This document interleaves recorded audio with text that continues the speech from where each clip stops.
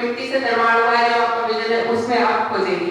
तो कई बार आप कहेंगे नहीं ऐसा नहीं हो सकता, तो मुझे सहमति देनी पड़ेगी, हाँ आप भी सही है, मैंने जिस बात से कहानी को लिखा है आपका संदर्भ भी उस दृष्टिकोण से सही है। तो हमें विचार के साथ हम विचार बोलते जरूर हैं, लेकिन वो हम विमर्श के लिए बोलते हैं। हम विचार बोलते इसलिए कि उस पर बात आगे बढ़े, उस पर समाज में कोई नई चीज उभर करके आए, ये नहीं कि हम अपने साथ अड़े नहीं हुए, खड़े। तो इसी में थोड़ा सा आगे बढ़ते हुए कहूँगा कि समाज में फैले ध्रुवीकरण और पूर्वाग्रहों के बीच साहित्यकार की भूमिका क्या है? देखिए ध्रुवीकरण आज जैसे कि हमेशा से रहा है, लेकिन सोशल मीडिया के बाद ध्रुवीकरण हमें स्पष्ट दिखाई देने लगा। इसका कारण क्या है कि इसका कारण लाइक और कमेंट है। जब हमने कोई पोस्ट डाली और उससे जितने लोग उस पोस्ट से को पसंद करते हैं वो सारे दिखाई देने लगेंगे और वो उस पर लाइक करने लगेंगे, उसको एल्गोरिथम जो है मीडिया का, सोशल मीडिया चाहे यूट्यूब हो चाहे फेसबुक हो, उसे आगे बढ़ा देगा। इसी तरह से मेरे विपरीत किसी ने अगर पोस्ट डाली है उससे संबंधित लोग आकर के जुड़ जाएंगे, वो उसका एल्गोरिथम आगे बढ़ा देगा। तो ऐसा लगता है कि कट्टरता बढ़ रही है और ये बाहर से लगेगा जरूर, क्योंकि सबको लगेगा कि, लेकिन भारत की जो मूल चेतना है वो अभी भी कट्टर नहीं है, वो वैचारिक रूप से कट्टर नहीं है। और इसलिए क्या होता है कि इसमें लाभ होता है आम पाठक का, वो एक पोस्ट पढ़ता है वो दूसरी भी पढ़ता है जाकर के कि विरोधी ने क्या लिखा है इस विषय में, तो वो वहां से अपना विजन बनाता है। जो मतलब सचेतन पाठक है वो अपना विजन किसी कट्टरता के आयाम से नहीं बनाता है, वो अपना विजन बनाता है कि दोनों को पढ़ लिया, अब हमें समझना है कि क्या हमारा दृष्टिकोण है। तो ये एक तरह से लोकतंत्र ज्यादा व्यापक हो रहा है। जैसे मैं ये पूछना चाहूँगा, जैसे भी आप तीनों ही महिलाएं हैं, तो महिला लेखन या स्त्री दृष्टि, क्या यह भी दृष्टिकोण परिवर्तन का एक रूप है? आप कहते हैं लेखन में स्त्री दृष्टि, बिल्कुल सही कह रहे हैं आप, बिल्कुल पर हाँ मतलब देखने में जितनी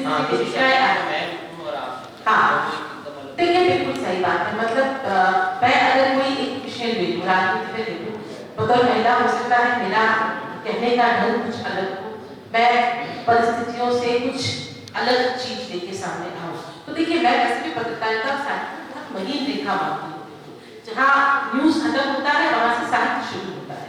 मतलब हम लोग साहित्य में भी खबरों से ही तो प्लॉट लेते हैं और कई बार तो खबरें जो पढ़ते हैं हम वो इतनी खतरनाक और इतनी चौंकाऊ होती है कि लगता है हम कहानी में भी शायद इतना चौंकाने वाला तत्व नहीं रखते हैं बिल्कुल। तो महिलाओं की दृष्टि अलग होती है, पुरुषों की दृष्टि अलग होती है, एक बात से आता है इंटेलिजेंस से आता है, इस बात पे कोई शक नहीं है। तो खबरों की दुनिया में भी मैंने देखा कि कोई एक खबर है तो पुरुष जो है वो तटस्थ होगा, महिलाएं थोड़ी भावुक होंगी। तो ये बात है, ऐसा नहीं कि कुछ महिलाएं तो तटस्थ की नहीं, बिल्कुल पुरुष भी भावुक होंगे। बहुत पुरुषों को बहुत क्या कहना चाहिए, बहुत विपरीत परिस्थिति में आंसू बहाते हुए देखा है, कांपते हुए देखा, और महिलाओं का उल्ट सुना है। मैं यहाँ जेंडर बिल्कुल स्पेसिफिक नहीं,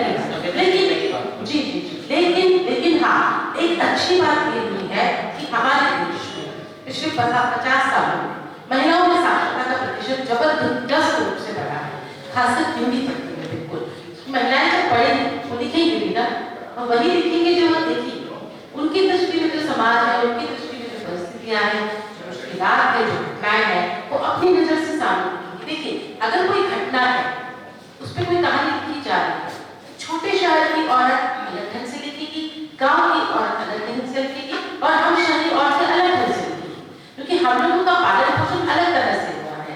अगर स्त्री विमर्श की ही आप अगर बात करें तो स्त्री विमर्श से मैं बिल्कुल भी अपने आप को आइडेंटिफाई नहीं कर पाती, क्योंकि मैं दक्षिण भारत में से आई हूँ जहाँ मातृ सत्ता का परिवार है, तो दहेज है, औरतों को बाधा दिखना है ना, या घरेलू हिंसा है, या घर में पुरुषों का काम न करना है, ये सब मेरी पर्सनैलिटी में मेरे इसमें है नहीं, क्योंकि मैंने तो अपने घर में अपने पिता को भी खाना बनाते देखा है, भाई को भी देखा है और पति को भी देख रही हूँ।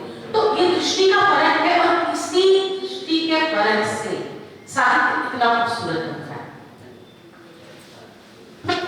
समय हो रहा है, अंत में एक छोटा सा साहित्यकार समाज का दस्तावेजकार भी है और आलोचक भी है। मेरा प्रश्न बनता है क्या साहित्यकार को अपने समय के सामाजिक राजनीतिक प्रश्नों पर खुलकर लिखना चाहिए या कला को तटस्थ रखना चाहिए?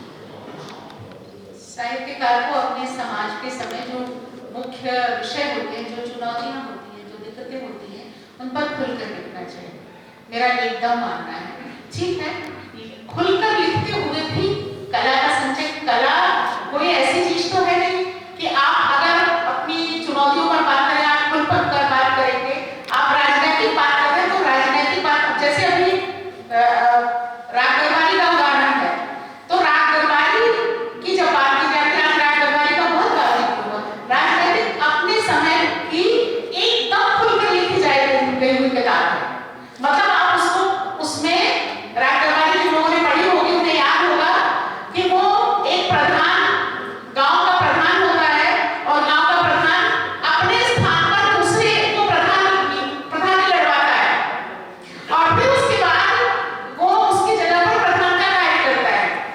आज इतने वर्षों के बाद भी वो किताब प्रासंगिक है। आज भी प्रधानपति होते हैं, अब प्रधानपति होते हैं, लेकिन तो उस पर वो एक राजनीतिक किताब है, लेकिन वो एक कला की भी किताब है।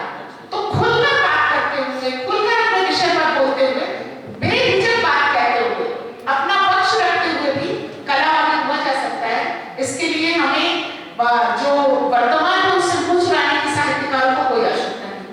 धन्यवाद, आप तीनों को धन्यवाद। धूमिल ने कहा था कि सत्य किस तरह जनता की संपत्ति करते हैं, यही कविता की असली परीक्षा है। साहित्यकार वही है जो अपने शब्दों को जनता तक पहुंचाए, जनता के भीतर सोचने का साहस करे और जनता को नई दिशाएं दिखाए। धन्यवाद आप तीनों का, आप तीनों सम्मानित पैनलिस्ट थे। आपका बहुत बहुत धन्यवाद। बहुत बहुत धन्यवाद। प्लीज